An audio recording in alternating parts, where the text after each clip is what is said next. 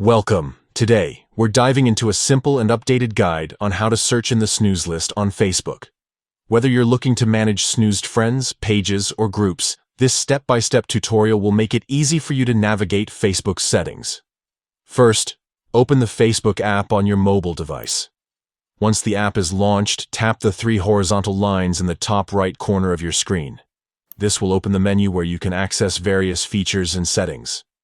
Next, scroll down through the menu until you find Settings and Privacy. Tap on it, and then select Settings from the expanded options.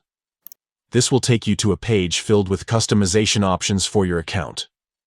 Under the Preferences section, look for an option called Content Preferences and tap on it. This is where Facebook organizes tools related to your feed and content visibility. Now, locate and tap on Snooze. This will bring up a list of all the people, pages, and groups that you have snoozed temporarily.